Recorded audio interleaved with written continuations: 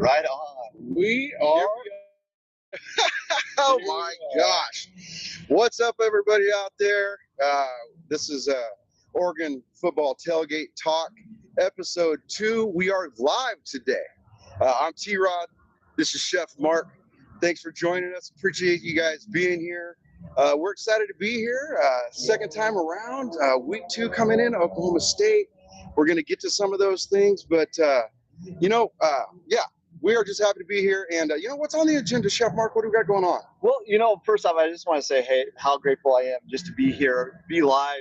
This is our first YouTube live, so we've never done this before, and so just with us as we go through it. We're working with some technology that we're somewhat familiar with. It's a phone, it's a microphone, it's the internet. We're working with technology. Yeah. That's So, all you have to say. So That's it. anyway, yeah, exactly. We're just, we're live today, and last week we recorded and then posted. So anyway, I'm really excited about this week. We have Oklahoma State coming into town.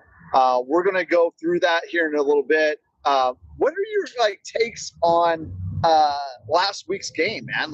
Last week, this segment is called Take Two.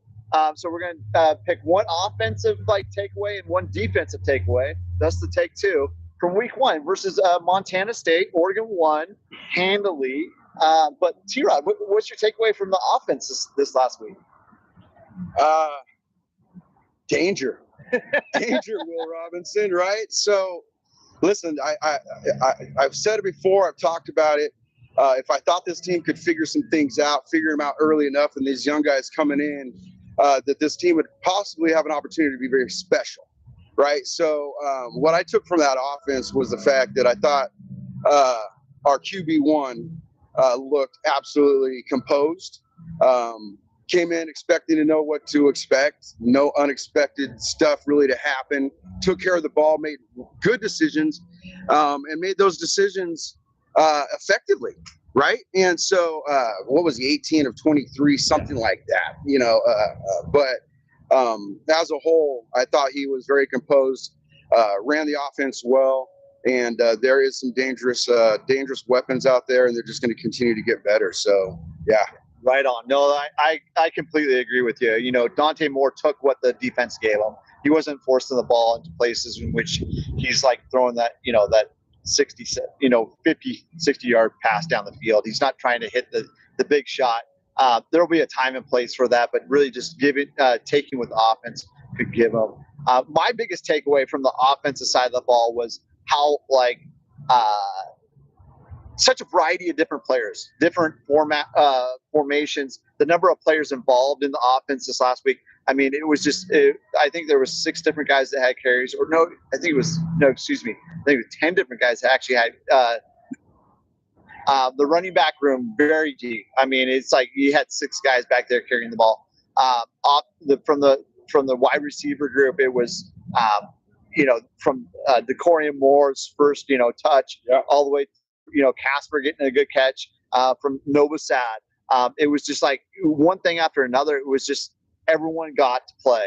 And it wasn't just play, though. It was when you say, we were talking about this earlier, it was they came in, and when you touch the turf, those guys were hungry. It wasn't like they were just going in there just practicing or running routes or whatever. They were actually hungry and ready to play. And that's just it, right? Take into account the team across the line, good, bad, or otherwise, whatever conference they come from, division they come from, doesn't matter. What you're looking at is your team and how they react in those situations at any given moment in time. And these kids I felt like they just were playing with intention.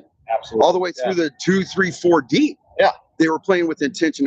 I'm telling you what, this offensive line is looking to be nasty. Nasty. If you're on the defensive line and you let up for a moment, these guys will put you in the dirt. And we saw multiple attempts on that, not just watching the game in the stadium, but again, watching it back. And this offensive line is playing with some meanness, I think, there. And I love to see that, especially early on, because again, it does not matter who the foe is. It's a matter of what you're doing with the time and the opportunity you got. So here we are. Exactly.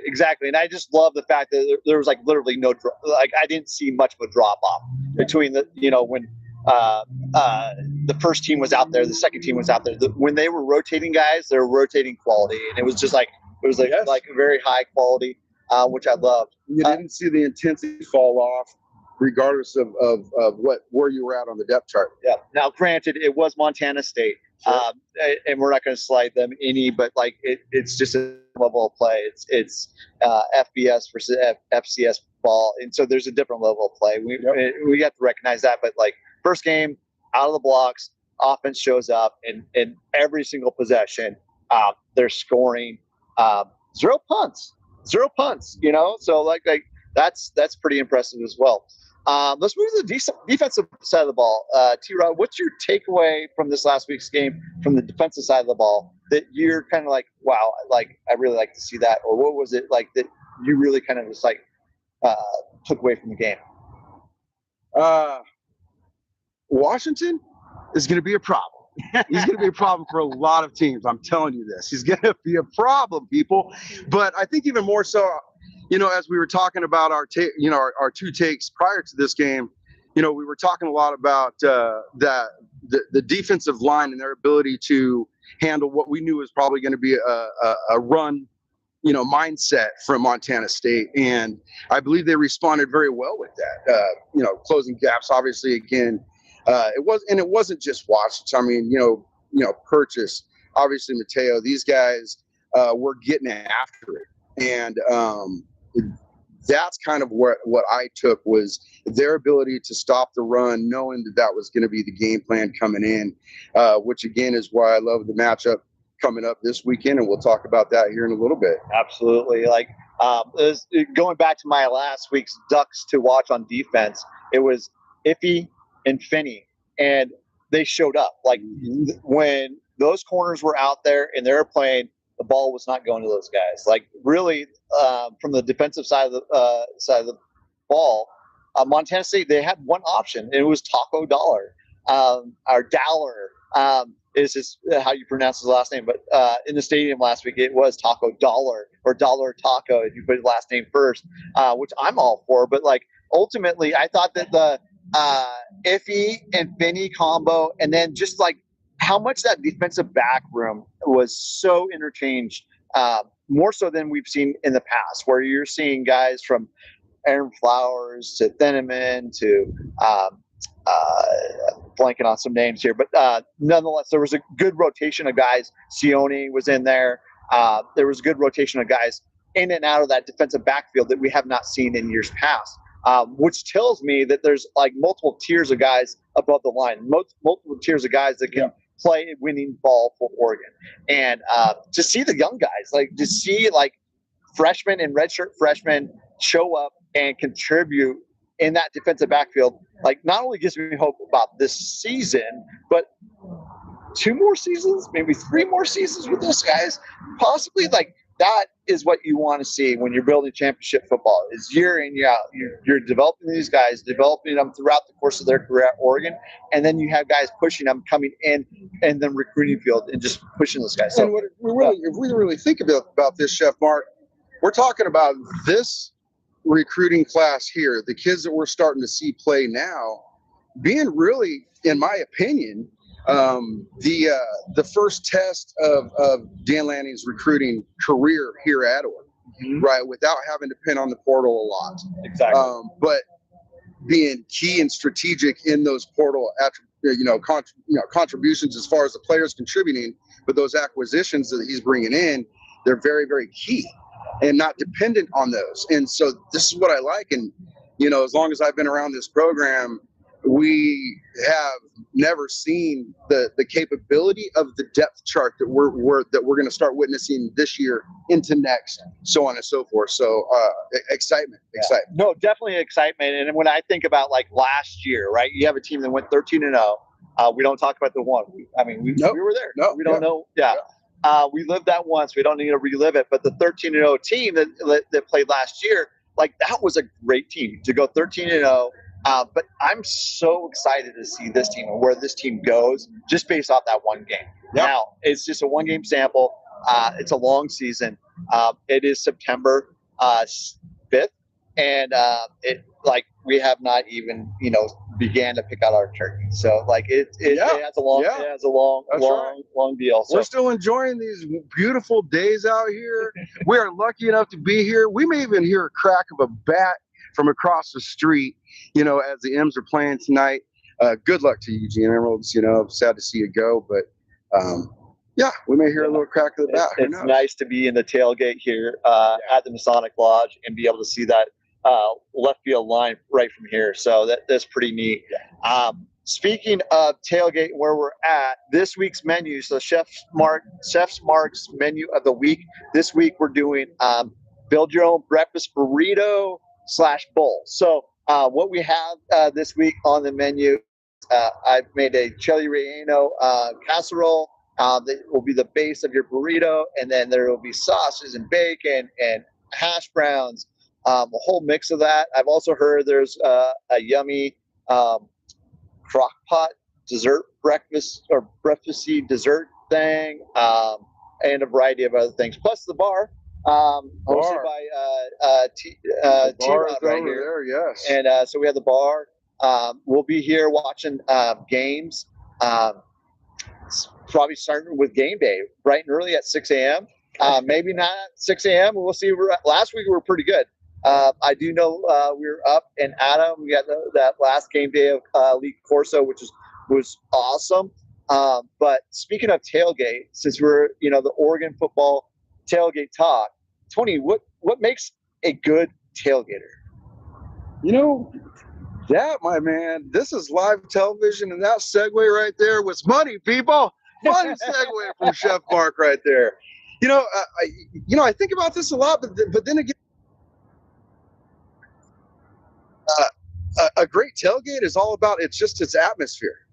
It doesn't matter what you do, how you put it together. It just matter of the attitude and what you bring to that vibe at that moment. I don't care if you're going off the back of the truck with the tailgate, out of your car trunk. It does not matter. It's the vibe.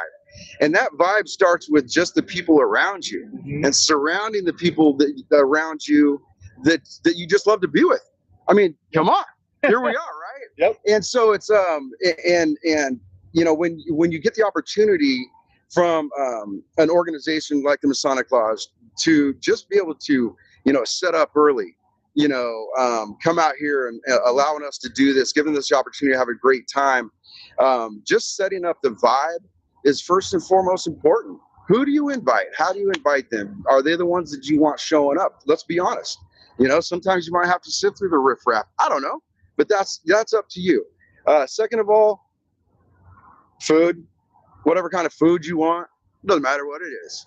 Hot dogs, hamburgers, food, and something that is for everybody, right? Something that everybody can partake of with no expectations. We have no expectations here. Sure, if you want to come here, have a great time, we'd love for you to contribute, but there's no expectations there from us. Our expectation is you come here and you have a great time. And we want you to have a great time. We're going to be snapping some pictures of you. We're going to be sharing some things, and for right now, that's a good start, right? And if you want to call it T-Rod's Tailgate Kit, vibe, some sort of food just to hang out, chill. Obviously, drink goes in there, but also, drink within reason. Allow yourself to have that great time. Remember those moments with the people that you're inviting.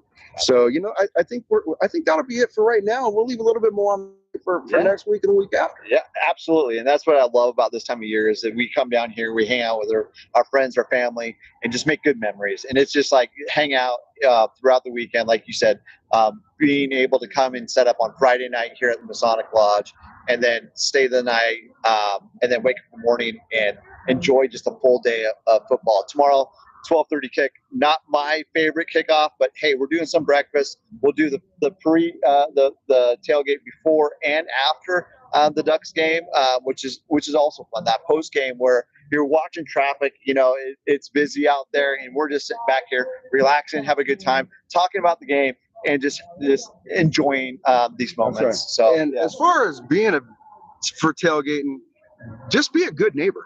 Yeah. Right? Just be a good neighbor. And that solves a lot of things when you're working at arm's length away from somebody. So if you all just keep that in mind, just be a good neighbor, man, things can be so good. Absolutely. Absolutely. No, good stuff there. All right. So next up is what's on at the Big Oregon Tailgate. So we've talked about our tailgate here. So um, Oregon football tailgate talk. We have a tailgate here, and that's how we met, and this week we'll have the Cy-Hawk Trophy on. So the Iowa and Iowa State will be playing at 9 a.m. We'll have that game on. So like what we have here in Oregon versus Oregon State, the Civil War in the state of Iowa, they have the Cy-Hawk Trophy that they play for. Cy being the Cyclones versus the Iowa Hawkeyes. So the Cy-Hawk Trophy is what they're playing. Here's to the Cy-Hawk Trophy. Exactly. Good luck to the participants of the Cy-Hawk Trophy. So we'll have that on starting at 9. And then after the game, like I said, the post game, sometimes these games late night or after the Ducks play are some of the better games. And this week we see it in primetime is Michigan versus Oklahoma. Michigan goes to Oklahoma this week. Michigan's number 15 and Oklahoma's number 18. So we have a Big Ten versus new SEC in Oklahoma. And so any thoughts on that game? I think that's probably the game of the week. When I look at the top 25 this week, there's only one matchup within the top 25 of teams within the top 25. So any thoughts on that game, like going into it? Like you have Bryce Underwood, a true freshman quarterback, versus Metir, who transferred from Washington State to Oklahoma, along with his offensive coordinator. So any takeaways on that game? I know we're going to pick them out of the bucket of doom. We may or may not pick this game, but let's talk about this one.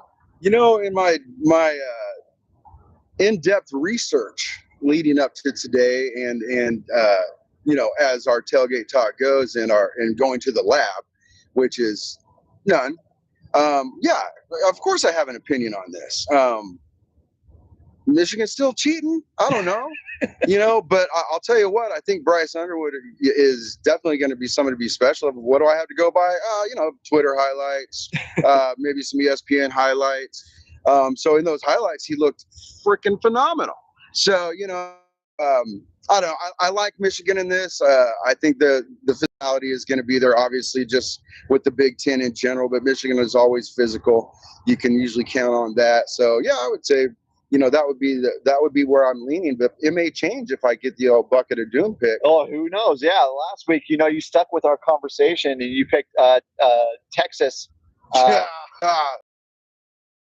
You picked Texas last week in our discussion of what's on. What I'm looking forward to, I think this game actually will be a better, I'm hopeful that this game is more action packed than what that the OSU and Texas game was last week, where the score was 14-7. There wasn't much offensive production there. It was a defensive juggernaut. Let's say, it wasn't very high scoring, but I think that this a little more competitive in the fact that there will be more points on the board. And so I like an entertaining game. I'm not like a traditional Big Ten guy where, those low scoring 21-18 or 21-17 games.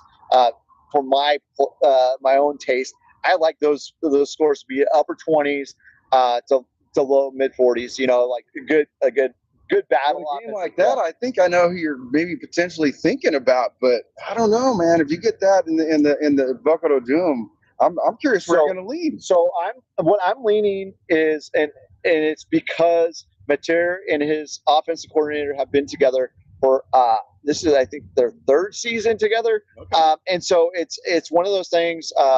Is it Arbuckle? I think it's us name's Arbuckle, but he went to Oklahoma as the offense coordinator this year. Took Metir with them.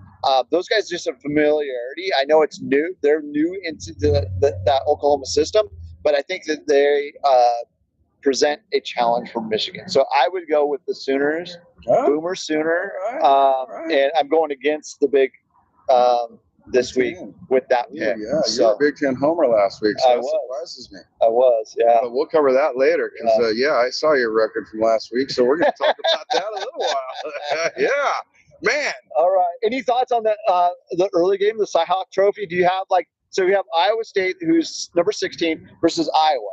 So you have a Big 12 versus a Big 10 team. Is there anything there that you're kind of like, hey, I'd like to see? And do you have a pick there, or is it just going with your gut? Anything with the name Hawk in it and trophy is always cool for me. So I like that part of the game. Obviously, yeah.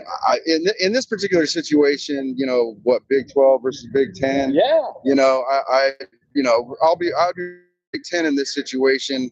And you know what? I want to see Iowa play well, right? We go to Iowa later this season. Correct. Right. So, I'm going to be curious. And those are the type of games that I will tune into for a little bit, maybe go beyond the Twitter and ESPN highlights, but also very, very curious to see Iowa a little bit more. And as we progress towards that game, I'd like to see them play well. Yeah.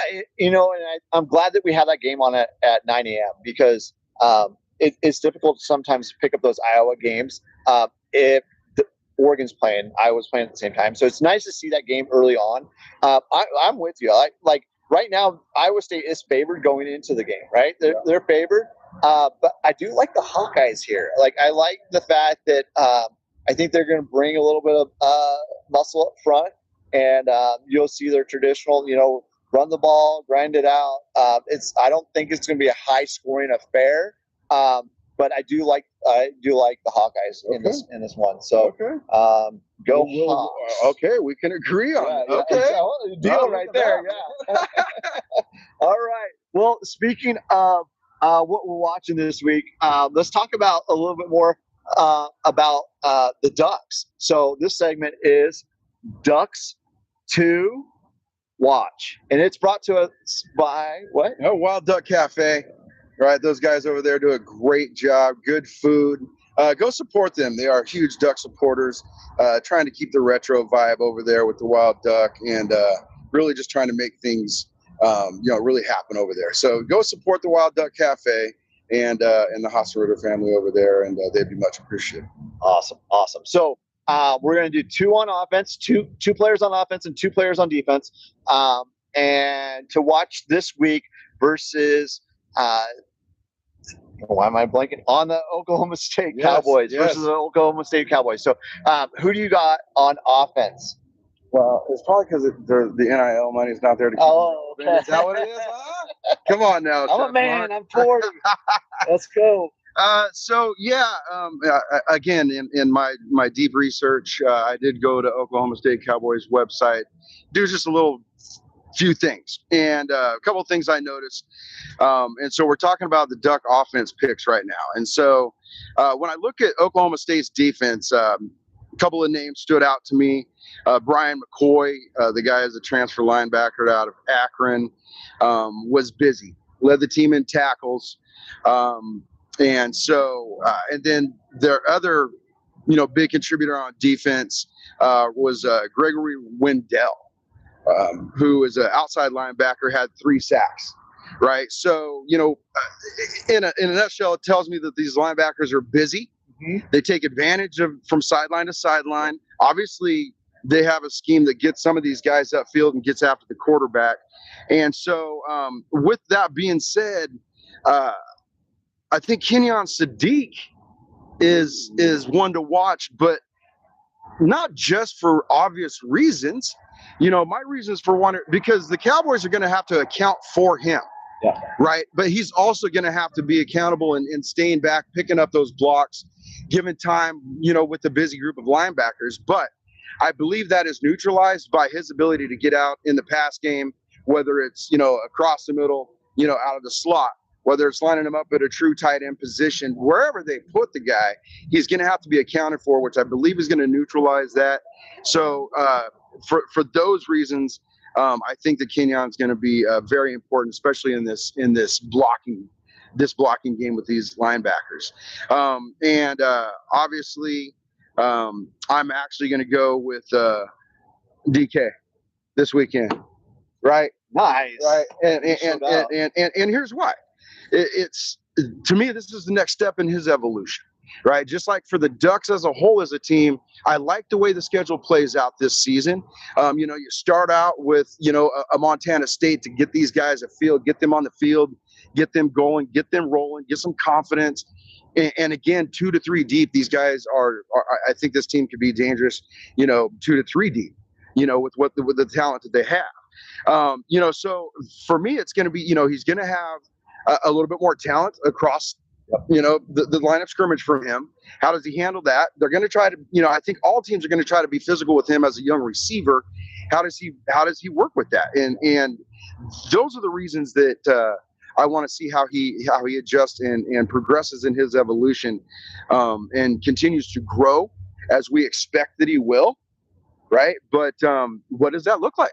Yeah. And in the small things of the game, we know he can catch and run, but what can he do in those other parts? And that's going to be key. It was pretty impressive to watch him last week, just off the ball, what he was doing, and I think Dan said it in his presser. He's like, yeah, he was impressed by that block. He was blocking the wrong guy, but he was impressed by that block on that touchdown. It's just like, it's so neat to see someone so young out there doing the extra and understanding their role, whether they're getting the ball or not. And so I like your picks, man. I really do. On offense, for me, last week it was nice to see Malik Benson out there just making some catches. The transfer from Florida State, and before that he was at Alabama, and before that he was at junior college. And so Malik Benson coming into Oregon and making a instant impact, just like some really good catches, just solid. His route running, and his first touchdown as a Duck, and I think that there's more there. I think this week they're going to open it up a little bit more and get the ball to him. Really get that offense humming. This is really your the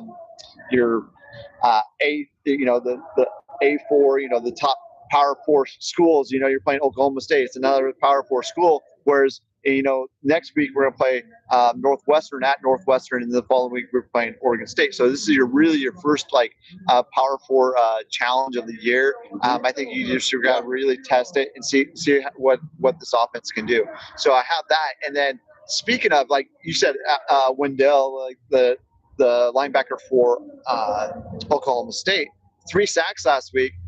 We're not going to talk about his off-field issues, after the game. My research didn't take me that far. No, it didn't. No, yeah, he made a stop at a department store. Let's just say that. Vocational school. And yeah, exactly. And so innocent until proven guilty. We'll just leave it at that. I don't know if he'll play. I don't know if there's a team suspension or not. I haven't heard anything from Mike Gundy with respect to that. I may have missed it. So, but I think on the defensive line, or on the offensive line for Oregon, the guy that I'm looking last week, I had World, right? I'm going to go to the opposite side. I'm going to go right tackle with Alex Harkey. Once again, 2 transfers this week. So Harkey transferring in from Texas State. Last week was just like, he's like one of those guys that just kind of mauls guys, just like, he's a pain that, and I just want to see what he does and see how he handles that pass rush and see what he can do as far as in the running game. Really just opening up holes and setting those blocks to open it up and see what the running game, how the running game goes. Yeah. So 2 guys, Malik Benson and Alex Harkey, got 2 transfers this week. And let's go. So I like it. I like it. And that's the thing is whether Wendell is a factor or not, obviously, but that's what I was talking about, this schedule and how it's, how it plays out, right? You get to start out with the Montana State. They get to get their feet wet, dip their toe in the water. Now we jump up. It is going to be another level, right, of talent, right? But and we'll talk just a little bit more about this, but as much new talent that Oklahoma State has on the roster. Yep. Right. But it's still going to be a step up from what they saw last week. So that's why I like this game, the timing of this game. And then, of course, next week we'll get into more about why I like the timing of the Northwestern game. Well, So, speaking, I'm going to add this in. Speaking about transfers, Oklahoma State had almost 70. Like this team is like a clean slate. Like they have a large amount of transfers into this team, and so it'll be interesting to see how Oregon performs and how they perform. Oklahoma State performs. Like you said, it was like when this game was scheduled, it looked like a potential top 25 matchup, and as we sit today, it's not. So here we go. Let's go to the other side of the ball. Who do you got on Ducks to watch on the defensive side? Okay. So QB1 got hurt with Oklahoma State last week, right? We know this. But here's what was interesting about that.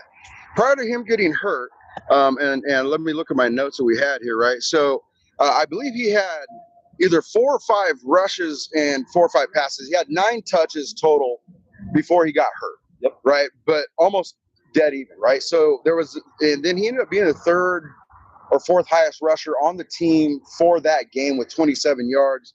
They rushed for a total of 127 yards. And so that game, his game, personally, is a lot different than I think, what we saw or what we're going to see with Zane Flores, right? QB2 coming in, starting. He came in, he ran 1 time, right? Had 13 passes. I think he averaged around 10 yards per, something like that. And so I thought that was a very interesting, stat of the 2 different dynamics that each QB could have or would have brought to this game, right? So I think we're going to see a little bit more pass happy, but they're going to try to establish a run game early on to give him a little bit more time. We'll see how that plays out. A couple other factors, right, with them. You have new coordinators on both sides of the ball, right? And then we just talked about the transfer. 62 out of the 114 players on the roster are transfers. So I said 70. So I stand corrected. 62. You were money. Yeah, it's like a large number, the majority. Huge number. And so, with that being said,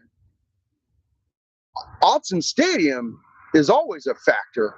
But when you have 62 new D1 players coming into a program that has never been here before, right, that is going to be disruptive, and we're going to see how that plays out. But with that being said, because I feel like there's going to be a little bit more pass happy, they're going to try to get through the air a little bit more. I'm going with Dylan as the safety guy, right? I want to see his ability. He didn't get tested last week. I want to see him get tested, and what do we have back there? Right. He looks the part, right? Chad Cota-esque back there, kind of a look back there. I want him get tested and how he responds, and is he that guy, that center fielder that can play all sides, sideline to sideline. So I think that's going to be, a great test there. And then again, because of that that passing game that I think is going to, try to rear its head. Devin Jackson. There you go. Devin Jackson, who I'm going to be a Devin Jackson guy until I'm not, till whenever he goes. I think the kid's absolutely great. I think he's talented. He's got all the speed in the world. I want to see his ability to, work in coverage across the middle, right? How that looks, and then how that run defense looks when it has to be. So I want to see both of those dynamics from him. Can he fill the gaps, but then also can he cover effectively? And if I was going to be so bold to say, does he get a pick? I don't know. We'll see. But those are my 2. Dylan in the back there and Devin. That's awesome. I support you on Dylan Thineman. I had Dylan Thineman as one of my 2 defensive players to watch. I switched it up while you were sharing on Dylan Thineman because I feel like a lot of times it's nice to hear a different perspective of what we're looking for. Yes. So you watch Dylan. I'm going to watch back in the safety room Kingston Lopa. The guy just brings wood. Like, the guy is big, lengthy. Last year versus Penn State, he really had that marquee matchup versus Ty Warren. He was honed in on him.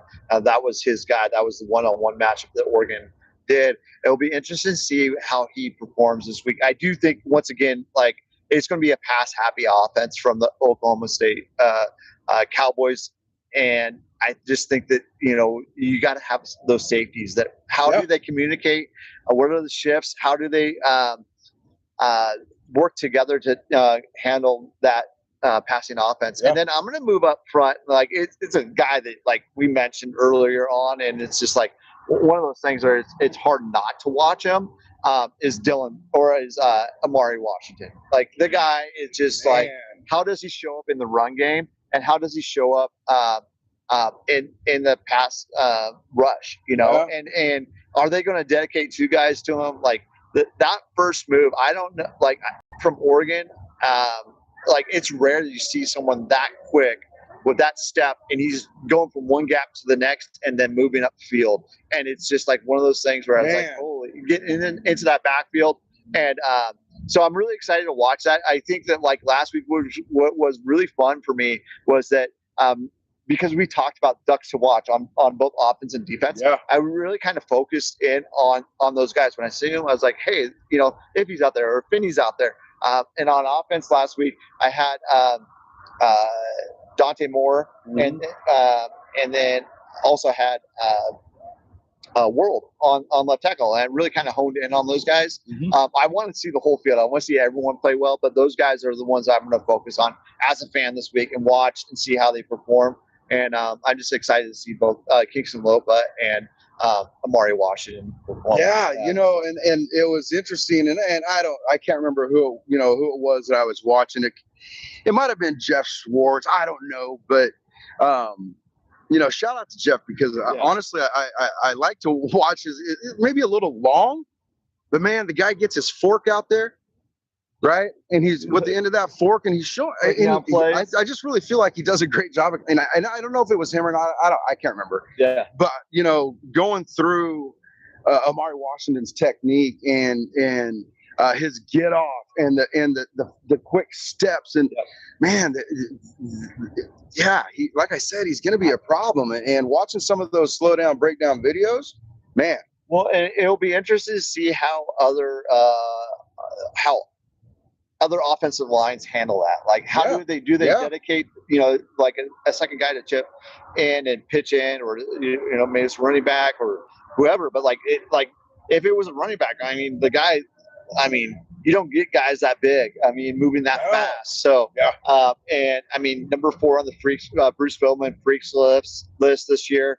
And just the guy has the next level stuff. So, well, you know, believe it or not, Chef Marc, you know, I was that big at one point in time and that young at one point in time. I moved pretty well myself. That guy's special, man. Yeah, he is.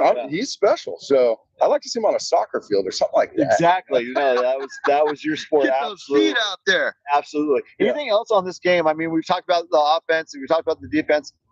Anything else as far as like the atmosphere tomorrow inside the stadium that like you're looking forward to? Like, I think last week it was really neat to see. You had Montana State come to Autzen, and that home crowd, like it was full. It was jam packed. The stripe out was cool, and you know, it was a great shout. Really solid shout. It was nice to see the players out there having a good time. Dan let them get out on the field, dance around with the duck, etc. But is there anything you want to see this week, like you're looking forward to inside the stadium? You're just like, hey, I can't wait for this. Cooler weather. Right. You know, it's starting to settle down. I mean, we're not quite into fall, but it's starting to feel a little bit more like fall. So cooler weather, but you know, again, just another energized crowd, especially with it being Oklahoma State's first time here ever. Right. Second time in Oregon ever. And so show them what's up. Show the 62 new players who have no idea what to expect, you know, and maybe a coach. I don't like to get into the coach, you know, and comments that he makes. I don't really care about that. So none of my business. He has to come here and coach a game, you know, but you know, what I'd really like to see is, and this is a challenge. I want to see a slow-mo capture of Mike Gundy's hair in the Autzen wind after the game. If anybody wants to just capture that, make a meme of it and do something with that, show me Mike Gundy's hair caught in the wind in Autzen Stadium. And that would be fabulous. And then just post it to the page in a comment, whatever you want to do. But Mike Gundy's hair in the wind, people. That's so funny because it was like I gave you, we didn't plan this like to ask what we want to see in Autzen, but in my back of my mind, it was Mike Gundy's hair. So like you hit it, like it is like we're looking for the same thing. Yes. To see those flowing locks. Yeah. Walk the sidelines of Autzen Stadium. That's something else. Yeah.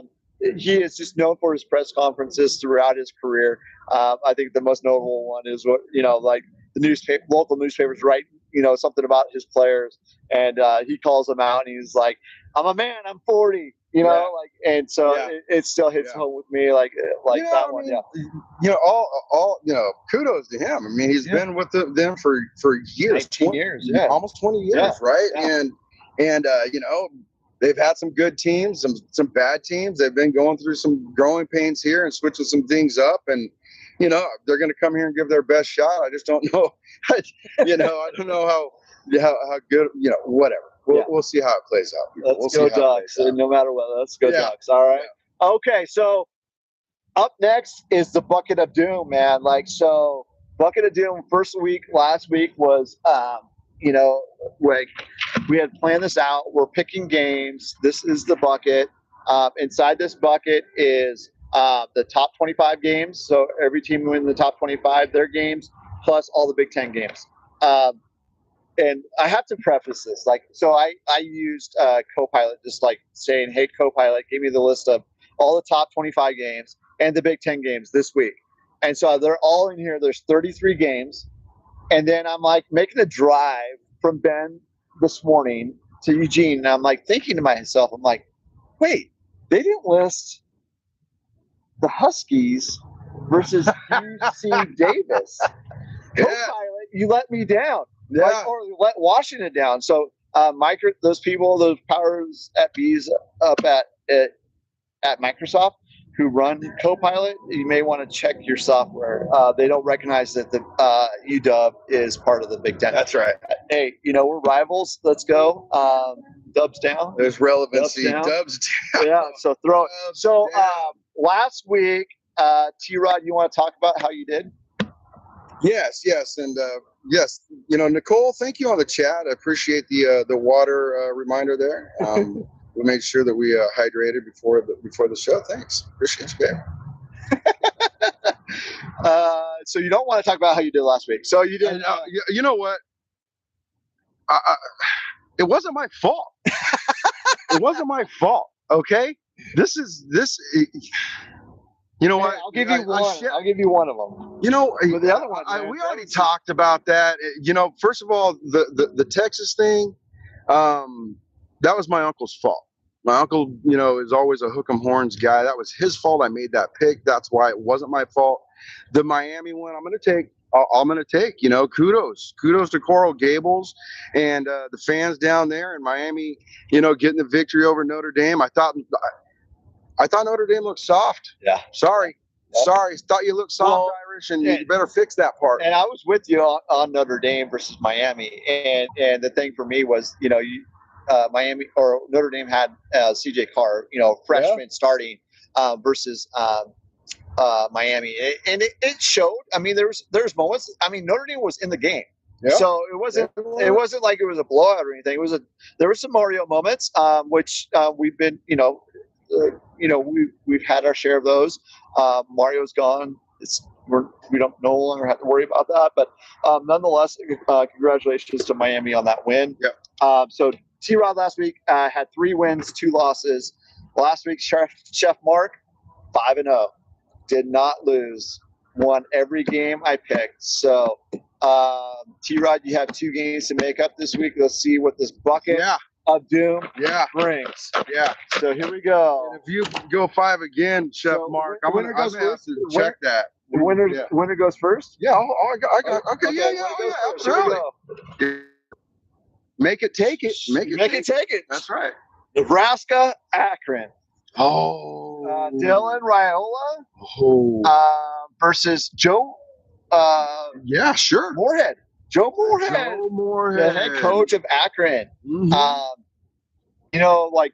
I'm going to go back to my Big Ten homerism. I'm just going to pick Dylan Raiola, Nebraska versus Akron as my first pick this week.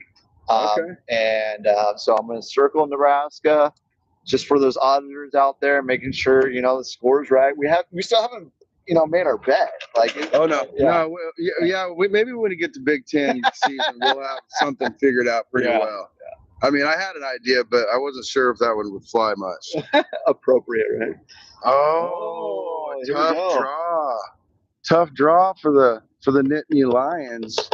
Little Florida International. Is that yep. FIU? Yeah, FIU. Listen, I heard it's a great school. I heard that Where is this? It's in South Florida. Yeah, I don't know. It's not a Tampa thing or something. I have no idea. I don't know. I have no idea. What I know is Penn State is probably going to take it to them. I thought, Penn State was maybe a little overrated going into the season. I don't know quite where all the hype was at, but it doesn't mean that they're still not good and that they're still going to be good. So, yeah, Penn State, go to the Nittany Lions on this one, of course. And that would be my pick, too. I'm excited to, watch. I'll probably watch that game back over this coming week. And I just want to see what Penn State's putting on tape. Yeah. And they're going to show everything. We have a matchup later this month in which they're probably going to show some stuff that we haven't seen. So that's fine. And we have some stuff that they haven't seen. Oh, man. Yeah. So state of Louisiana. Oh, Bayou Country here. I have LSU versus Louisiana Tech. So is that coming in focus there? LSU, Louisiana Tech. Now LSU last week, they showed up, and they showed up. They won, big game there, and this. I mean, they beat Clemson. Play, I mean, like I in Clemson, half, right? And they did. I mean, was it as much as LSU really playing that much better in the second half, or Clemson actually kind of wetting the bed? The thing about LSU that I was impressed with was their defense, honestly. Yeah. And maybe that was just the fact that Clemson's offense wasn't that. But to go into Clemson, South Carolina, and win the Battle of the Tigers, go Tigers, right? Okay. And to do that on the road to start the season, that says something. I think the number 3 rating is accurate with that. Like early in the season, you jump in. And now you have LSU kind of right there at the top of the SEC. Yeah. So I do think they will beat Louisiana Tech. So I'm going to pick LSU. Okay. And we'll go with that. I know that was a tough one. I know it was. I mean, yeah. Challenge is a challenge. I like that. Well, shake it up. This expert analysis there. That's right. Yeah, we went to the lab on it. Yep. Ooh. Oh, yes. Who are you going to pick this redemption opportunity for me? Yes. You know what? Obviously, I have nothing for this game except for last week's game, which I thought the Buckeyes looked decent, right? I thought Texas just did not look comfortable. I thought Arch Manning looked uncomfortable. So obviously I'm going to go with the Buckeyes. You know what? But shout out to Buckeyes and Buckeye fan for the gift of the head, the first original Brutus head to Mr. Corso to memorialize that moment. And I thought that was absolutely fabulous on you, Ohio State. Good on you for that. That was fantastic. That's awesome. So there we go. The Ohio State, good moment. Taking Grambling out. Absolutely. Question about the OSU on that. So they played Grambling last week. The OSU put up 14 points. I'm guessing they will put up more this week.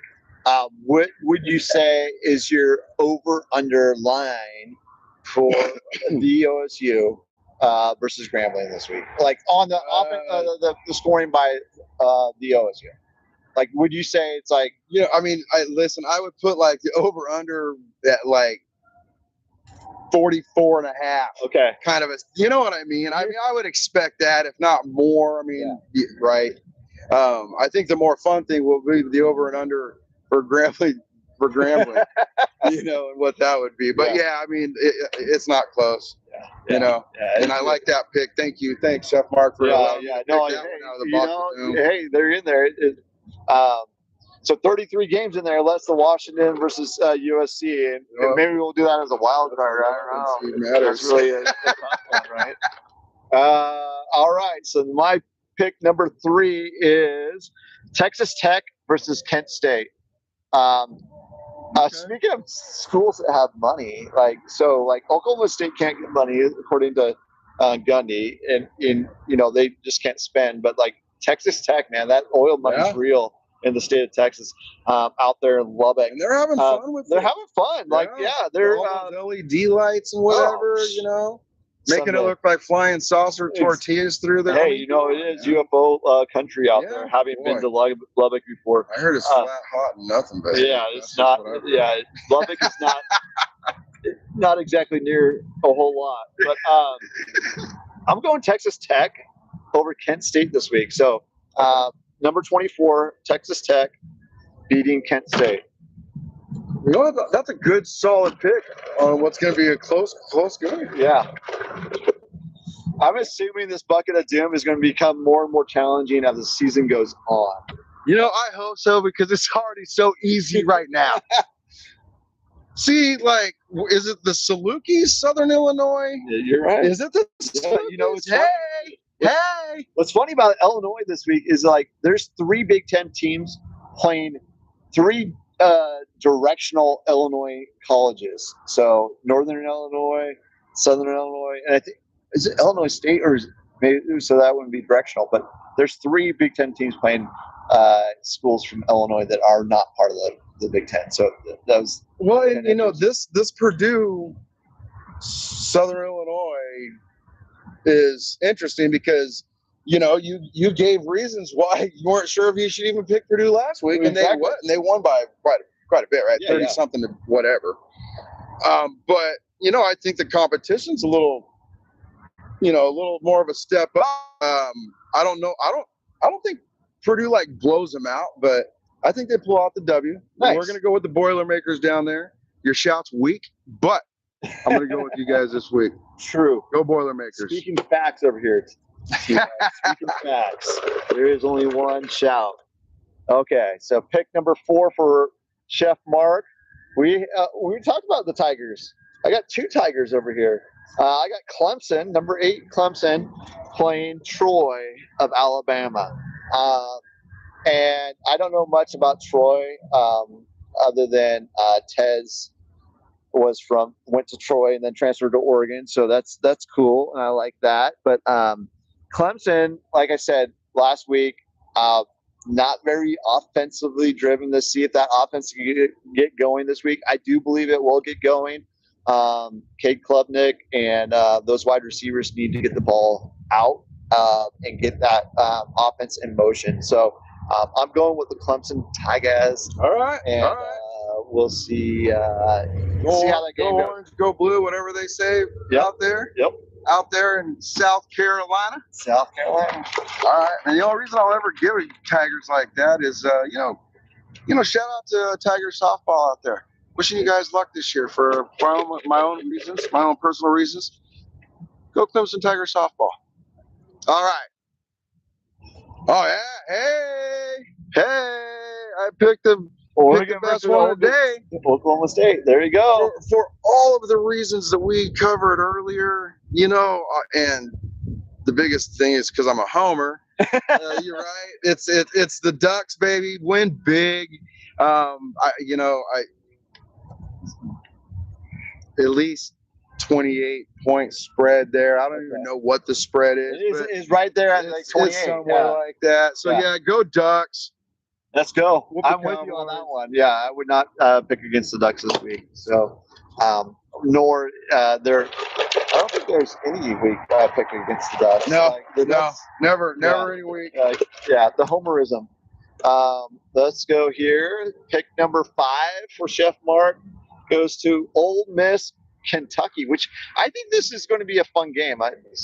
Focus right there. Ole Miss, Kentucky. I think this would be a fun game. Now, I will have to say that as a college football fantasy owner, I do have the Ole Miss's running back, and he showed out last week, and I did get the W. So I'm gonna say Ole Miss here, and I'm blanking on his name. So in this situation, you're not Chef Marc, you're CEO. Well, Marc. yeah, of the Carks. So yeah, that's Mark with a C. For all those don't know, it's the Carks. All right, Yeah, so I have Ole Miss over Kentucky. Dante Del, does he get a touchdown this week? You know, I don't know. I hope he does. Yeah. You know, I've always, liked that kid. Yeah, and we've had the opportunity to talk and meet the family, and no, not for any of the kids that come through here. I always want them to do their best, but I thought that kid had the potential to be really special as well. So let's see, he gets a touchdown this week. Yeah. This seemed to go Dante Daldo. All right. We have a basketball matchup. Me too. On the football field. Yeah, listen, I'm going to stick with the Big Ten on this. And Duke is different. They're not Duke to be scared of, I don't think, at this point in time. I think Illinois is going to be an interesting story this season, regardless of how things turn out. I don't know. What is it? Bielema? Did I say that correct? Bielema. Yeah. There you go. So, Bielema. Yeah. So, listen, I mean, he brings a physicality to the game. So we'll see how that progresses. But, you know what? Illinois over the Blue Devils. Right on. Now, when we were talking about Duke, I was thinking about the state of North Carolina. And when I think of the state of North Carolina, I think of basketball, not football. And I think that was shown on Monday night. And that's my comment on that. So my thing is, man. I guess I'll elaborate a little bit. So North Carolina got their ass handed to them. I'm not even sure if I can say that. So I apologize. But they got their stuff handed to them. And the college game is different than the NFL game. It's like you're dealing with teenagers and young adults, essentially young adults. Whereas the NFL, your players are professionals. Those are, like athletes have gone through college, made it out, got drafted, earned their keep. And so it's an interesting experiment by North Carolina to make that hire Bill Belichick. You know what, folks? Yeah. The next time you see Belichick and his girlfriend on TV, I want you to think about this. Is it love that I'm feeling? Just think about that for a moment. And what are we doing here? All right, let's go. Let's go. Yeah. Well, right on. That's what we have this week, and I just want to thank you all for joining us. We're coming up on almost an hour, 57 minutes. Thank you so much. Sorry we ran a little longer than what we planned, but we will trim her down. Yep. Thank you so much for being here. Appreciate you guys. Appreciate my family and friends for tuning in and supporting this venture. Chef Marc, your family as well, and everything that we're just having fun here, man. No, Tony, appreciate you, bro. T-Rod, this is such a blast. Yeah. Each week, putting together kind of our agenda, what we're talking about, and then throwing the games in the bucket, talking about these games, talking about this Oregon football tailgate talk. It's just a good time. Absolutely. Anyway, we're gonna sign off. Everyone have a blessed night. Go Ducks. Go Ducks. Beat the Cowboys. Let's go, baby. And